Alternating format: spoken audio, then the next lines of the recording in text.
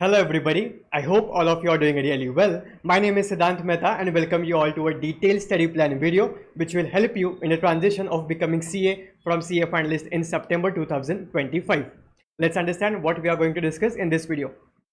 सबसे पहले हम बात करेंगे कि सर मैं मेंटली प्रिपेयर्ड था कि मेरा अटेम्प्ट नवंबर 25 में होने वाला है, बट वो सडनली प्रीपोन हो गया। अब मुझे डर लग रहा है कि मैं सितंबर 2025 के लिए प्रिपेयर कर सकता हूँ। क्या मैं बोथ ग्रुप्स 4 महीने में प्रिपेयर कर सकता हूँ? हम उसके रिगार्डिंग बात करेंगे। देन हम आएंगे कि सर अभी जो मेरी लेक्चर्स की हालत है वो ऐसी है, तो शुड आई ऑप्ट फॉर सितंबर 2025। देन हम बात करेंगे डिटेल्ड टाइम टेबल के ऊपर, जहाँ पे मैं आपको बताऊंगा कि आपको रीडिंग को और रिवीजन को कितने डेज एलोकेट करने हैं पर सब्जेक्ट। उसी के साथ मैं आपको बोलूँगा कि कितने मॉक्स आपको देने हैं पर subject, and then RTP, PYQs और एमटीपी आपको कब देने जिससे आपको ज़्यादा फायदा हो। देन हम आएंगे सबसे मेन सवाल के ऊपर कि सर आप ये सब तो हमें बोल ही दोगे, बट मेन सवाल ऐसा है कि हमको याद ही नहीं आ रहा है। FRAFM बहुत पहले किया था, अभी कुछ याद नहीं आ रहा है। बुक खोल रहे तो समझ रहा है कि यार ये भी चैप्टर है, उसको टैकल कैसे करना है, हम उसके बारे में भी बात करेंगे। और देन सबसे एंड में हम बात करेंगे कि अगर आपको आपका स्कोर बढ़ाना है तो कौन से चीज़ें आपको डे 1 से करनी है। तो सबसे पहले हम बात करेंगे कि whether 4 months are sufficient, and the answer is a big yes. मैं ऐसा क्यों बोल रहा हूँ? अगर मैं आपकी सिचुएशन पहले के स्टूडेंट्स के साथ कंपेयर करूँ, जैसे मैंने मेरा अटेम्प्ट नवंबर 23 में दिया था, तब एवरेज हर स्टूडेंट को 4.5 मंथ्स की लीव मिलती थी 8 सब्जेक्ट्स को प्रिपेयर करने के लिए। अभी आपके सिचुएशन में आपको 4 मंथ्स मिलेंगे 6 सब्जेक्ट्स को प्रिपेयर करने के लिए, इसलिए 4 मंथ्स सफिशिएंट है बोथ ग्रुप्स टैकल करने के लिए। उसको कैसे टैकल करना है हम वो डिटेल टाइम टेबल में समझेंगे, बट कुछ ज़्यादा ऐसा टेंशन मत लेना कि 4 मंथ्स में होगा कि नहीं। 4 मंथ्स में आपके बोथ ग्रुप्स अच्छे से हो सकते हैं। क्या ये मैं ऐसा बोल रहा हूँ कि क्या ये बहुत ज़्यादा टाइम है? ऐसा नहीं। बट क्या ये बहुत कम टाइम है? क्या ऐसा भी बिल्कुल नहीं है, टाइम सफिशिएंट है। अभी हम आते हैं दूसरे टॉपिक के ऊपर कि सर मैं सितंबर में अटेम्प्ट दूँ, मैं सितंबर में एलिजिबल तो हो रहा हूँ, बट मैं क्या जैन में जाऊँ? ये देखो, ये आपका ना पर्सनल डिसीजन होना चाहिए। अब ये डिसीजन किसी भी चीज़ से इन्फ्लुएंस नहीं होने चाहिए। जैसे कि sir majority of the crowd है ना वो जैन में जा रहा है, तो मैं भी एक जैन में जाता हूँ। मेरे आधे दोस्त है वो जैन में जा रहा है, तो मैं भी जैन में जाता हूँ। देखो, अगर कोई भी इंसान, कोई भी कैंडिडेट अगर जैन में जा रहा है तो वो एक ही रीज़न के वजह से जा रहा होगा, क्योंकि उसके लेक्चर्स नहीं हुए, उसके प्रिपरेशन नहीं हुआ, कोई रीज़न होगा। वो प्रिपरेशन क्यों नहीं हुआ उसके अलग रीजंस होंगे, बट लेक्चर्स नहीं हुआ इसी के लिए वो जैन में जा रहा है।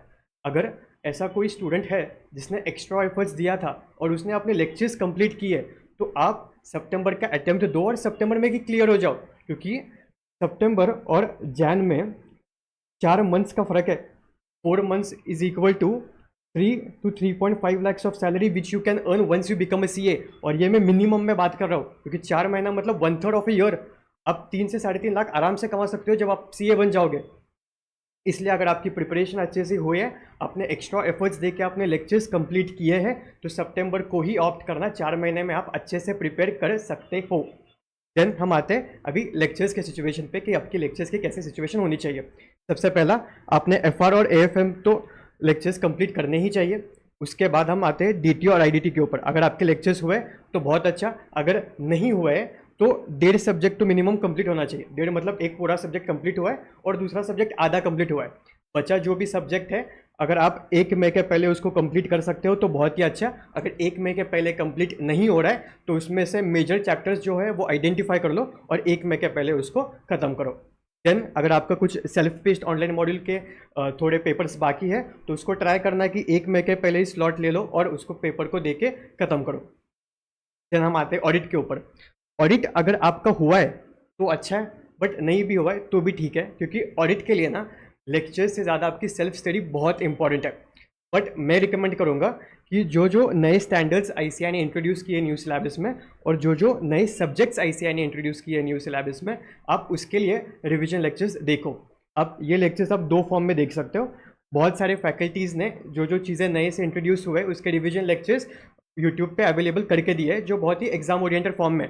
आप उसको देख के इन चैप्टर्स को समझ सकते हो और बाकी सब चैप्टर्स आप सेल्फ स्टडी फॉर्म में कर सकते हो। और दूसरा, नहीं तो आपका अगर ऐसा है कि यार मुझे इस स्पेसिफिक फैकल्टी से ही समझता है, तो आप उनका एग्जाम ओरिएंटेड बैच लो और ये चैप्टर्स उस बैच के थ्रू करो, बट ट्राई करो कि 1 मई के पहले ही ख़त्म करो। सर आप सब चीज़ बोल रहे हो कि एक महीने पहले ख़त्म करो। यार हर स्टूडेंट के लिए अलग अलग होगा ना, एक का आईडीटी बाकी होगा, एक का बस ऑडिट बाकी होगा, एक का सेल्फ पेस्ट बाकी होगा, इसलिए मैं वन ऐसा बोल रहा हूँ। बट मैं 1 मई पे फोकस क्यों कर रहा हूँ, 1 मई पे? क्योंकि लेक्चर देखना बस 10% काम है। आपका सेल्फ स्टडी पूरा 90% जर्नी होने वाला है, और सेल्फ स्टडी से ही मार्क्स आते हैं, लेक्चर से कुछ मार्क्स नहीं आने वाले। इसलिए बहुत जल्दी आपको सेल्फ स्टडी करना चालू करना पड़ेगा। और अभी आप जो भी लेक्चर्स देख रहे हो वो ऐसा मत करना कि 2x पे भगा के देख लिया, वो अच्छे से देखना, आराम से देखना।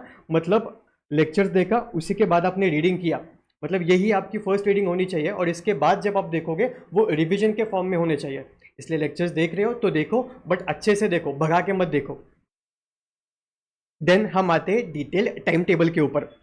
यहाँ पे मैंने एज्यूम किया है कि आपकी एग्जाम 2 सितंबर को होगी, यानी 1 मई से 1 सितंबर, मतलब आपको मिलेंगे टोटल 124 डेज। अभी हम आते हैं कि 124 डेज को कैसे यूटिलाइज करना है।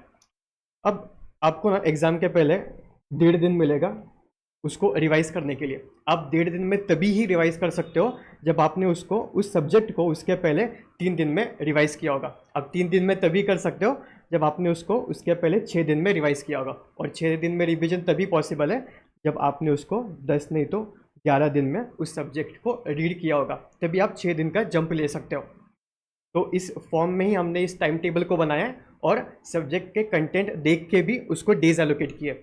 जैसे कि हमने ऑडिट, डीटी और आईडीटी के लिए 10 दिन एलोकेट किया है, क्योंकि ये सब्जेक्ट्स आपने अभी उसके लेक्चर्स देखे होंगे, तो ज़्यादा टाइम नहीं लगेगा आपको इसको रिकॉल करने के लिए।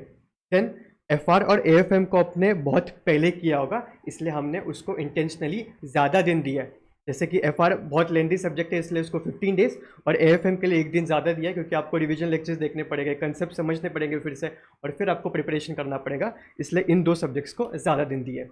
उसके बाद जब आप रिवीजन करने को लोगे तब आपको 10 दिन से डायरेक्टली 6 दिन पे आना है, और 6 दिन पे रिवाइज करना है। बस एफआर के लिए आपको 9 दिन लेने, क्योंकि आप 15 डेज से आओगे, तो 9 दिन में आप पहला रिवीजन करो एफआर का। यहाँ पे जब ये पूरा रीडिंग आपका कंप्लीट हो जाएगा और ये रिवीजन कंप्लीट हो जाएगा, तब आपको लेना है आईबीएस।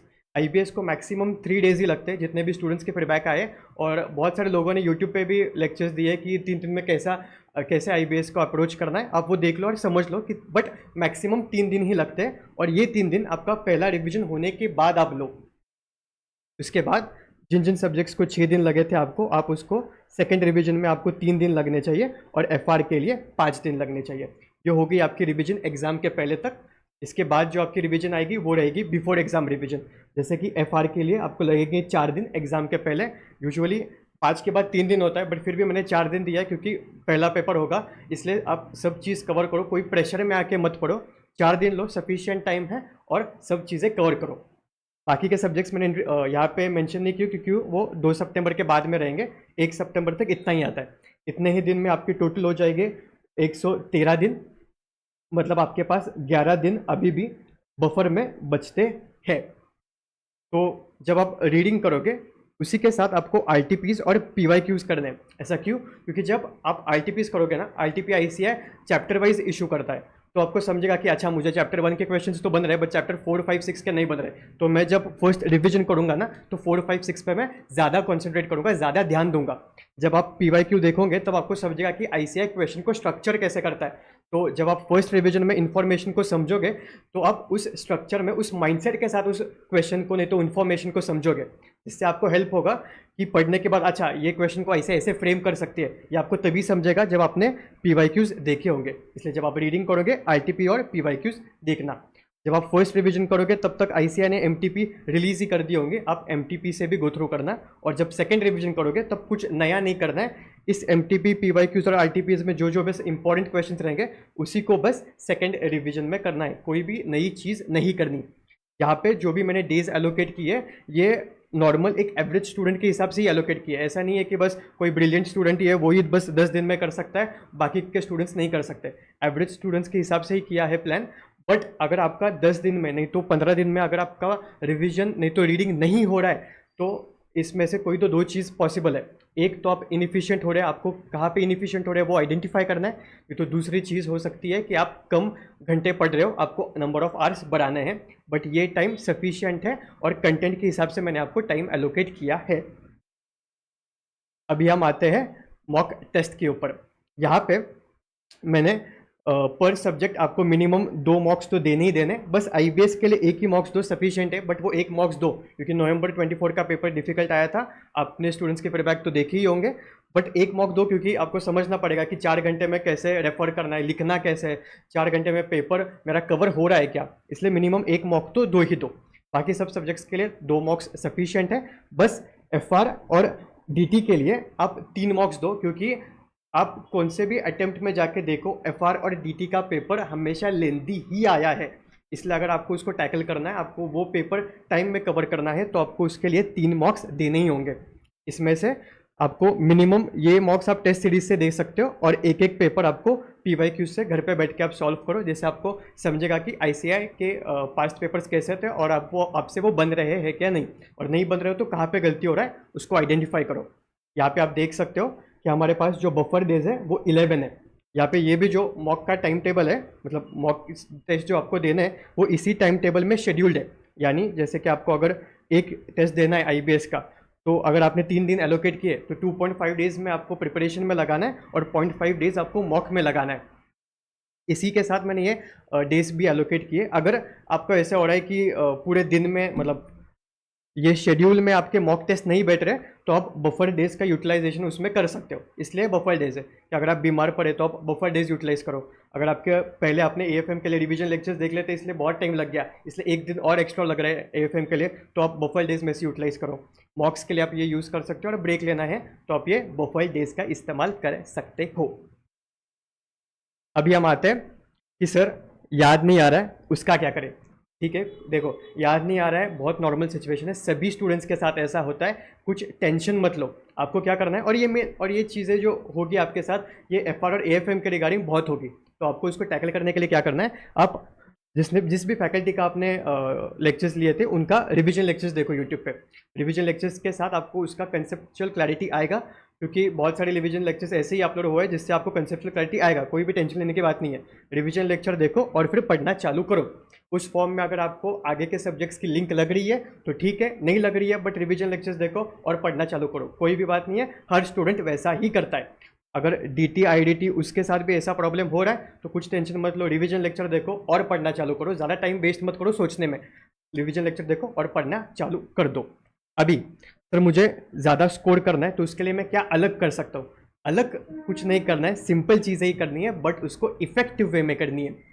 जैसे कि स्टार मार्किंग स्कीम, ये तो हमको फाउंडेशन से बता रहे कि 1 स्टार मतलब ये मस्त मैं फर्स्ट रिवीजन में पढ़ूंगा, 2 स्टार मतलब ये बस मैं सेकंड रिवीजन में ये क्वेश्चंस गो थ्रू करूंगा, और एलडीआर मतलब जब एग्जाम के पहले जो जो क्वेश्चंस मुझे रेफर करने हैं उसको मैं एलडीआर मार्क करूंगा और वो ही क्वेश्चन रेफर करूंगा। ये आपको डे 1 से चालू करना है, ये फर्स्ट रिवीजन सेकंड रिवीजन में नहीं, जब पहला रीडिंग करोगे तब से ही ये मार्किंग स्कीम को चालू करना है।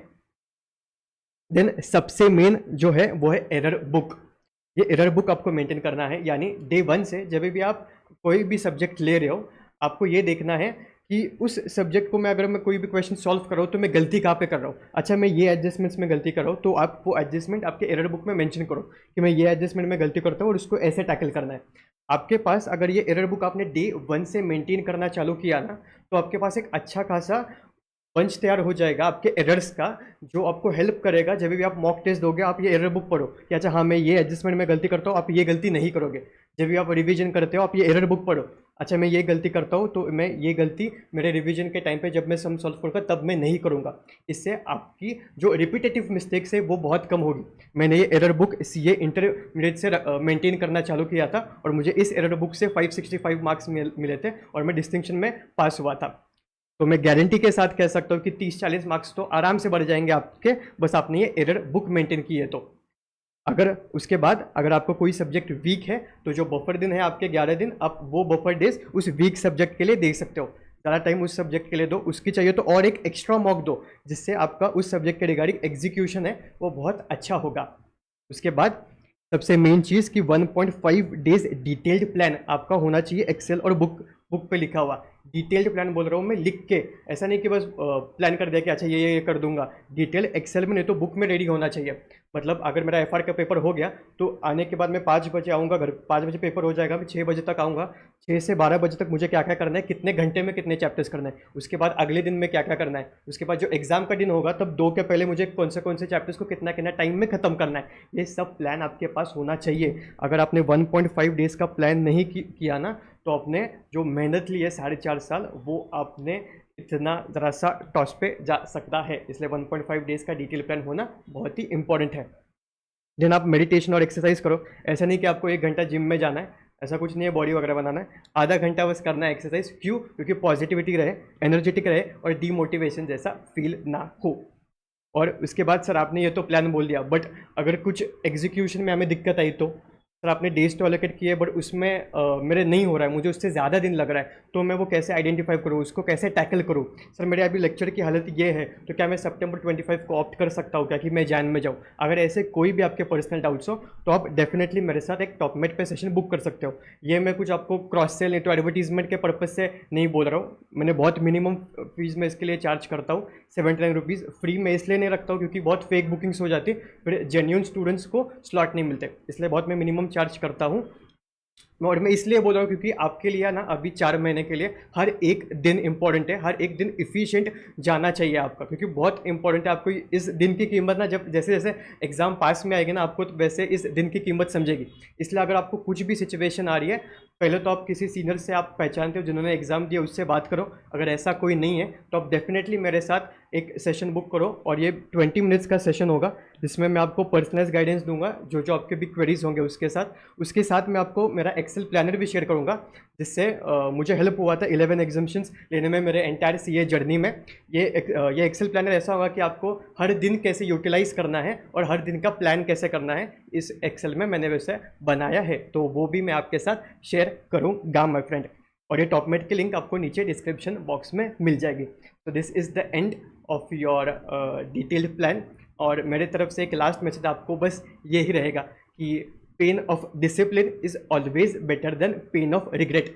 जो भी आपने सैक्रिफाइसेस करोगे ये पूरे जर्नी में, नहीं तो आपने जो भी किए होंगे वो हर सैक्रिफाइस, वो हर एक्स्ट्रा एफर्ट वर्थ इट लगेगा आपको जब आप अपने रिजल्ट पे पास देखोगे, आपके रिजल्ट पे सक्सेसफुल देखोगे। वो हर सैक्रिफाइस और वो हर एक्स्ट्रा एफर्ट वर्थ इट है। तो ये जर्नी ईजी नहीं है, ऐसा भी नहीं है कि इम्पॉसिबल है, बट हाँ ऑब्स्टैकल्स बहुत सारे आएंगे, बट उसको फेस करो and you can S it my friend.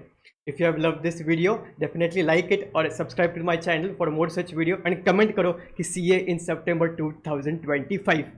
Tata, bye bye, see you.